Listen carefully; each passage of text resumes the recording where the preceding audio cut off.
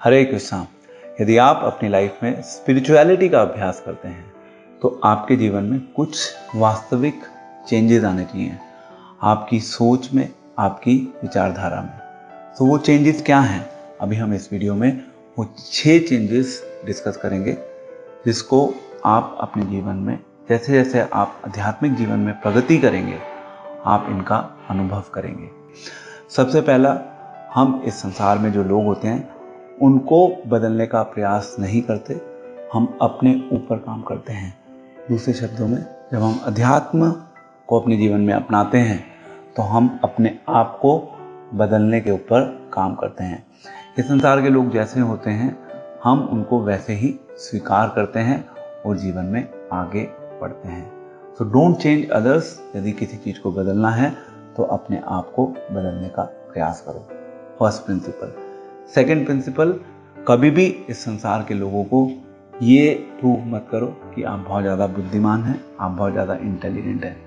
Generally हम society में देखते हैं जब लोग समाज में बैठते हैं, मित्रों के बीच में चर्चा करते हैं तो हर व्यक्ति अपने आप को बुद्धिमान, ज़्यादा ज्ञानवान बताने का, दिखाने का प्रयास करता है।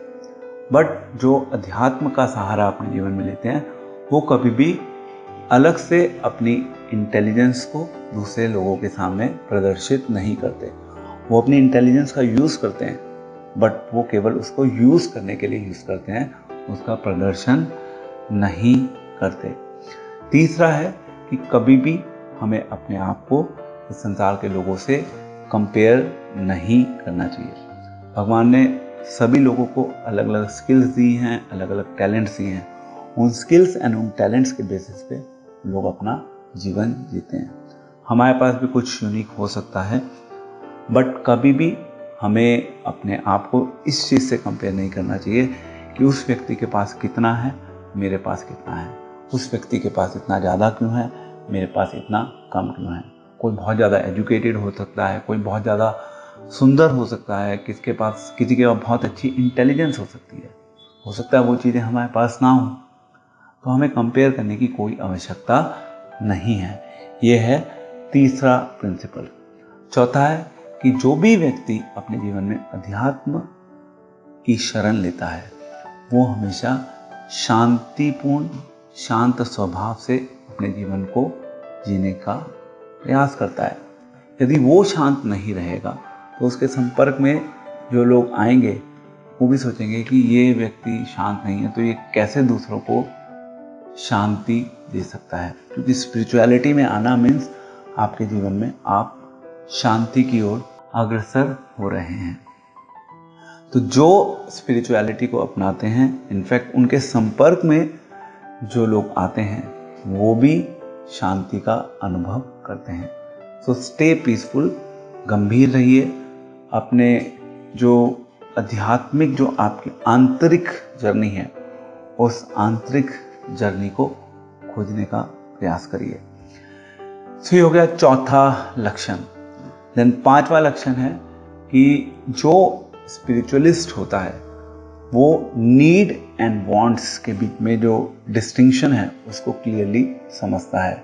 हमारे जीवन की कुछ आवश्यकताएं हो सकती हैं और हमारे जीवन में कुछ हमारी इच्छाएं हो सकती हैं। तो आवश्यकताएं एवं इच्छाएं दो अलग अलग चीज़ें हैं। फॉर एग्जाम्पल, हम जानते हैं रोटी, कपड़ा एंड मकान। रोटी, कपड़ा एंड मकान, यस, ये हमारे जीवन की एक आवश्यकता हो सकती है। बट एक लग्जरियस लाइफ को जीना, बहुत अच्छी गाड़ी को रखना, ये सब हमारी इच्छाएं हैं।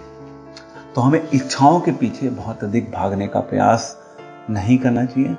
जो हमारे लिए, हमारे जीवन में नीडफुल है उस नीडफुल चीज़ के ऊपर हमें लाइफ में फोकस करना चाहिए। बट अननेसेसरली चीज़ों की ओर भागने का प्रयास हमें लाइफ में नहीं करना चाहिए जो हमारे लिए रेलेवेंट नहीं है। तो ये हो गया पांचवा लक्षण। यदि कोई आध्यात्मिकता को अपने जीवन में अपनाता है तो अपनी लाइफ में अननेसेसरी डिजायर्स को क्रिएट नहीं करता। एंड लास्ट है कि जो भी स्पिरिचुअलिटी में प्रवेश करता है वो जानता है कि जो हैप्पीनेस है, जो सुख है, वो इस संसार की भौतिक वस्तुओं में नहीं है। वो आध्यात्मिकता का अभ्यास करके सुख जो है वो सुख का अनुभव करता है। कौन से वाले सुख का?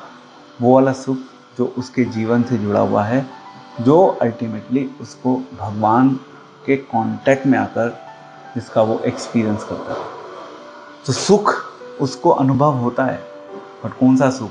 संसारिक सुख नहीं, भगवान से जुड़ा हुआ सुख।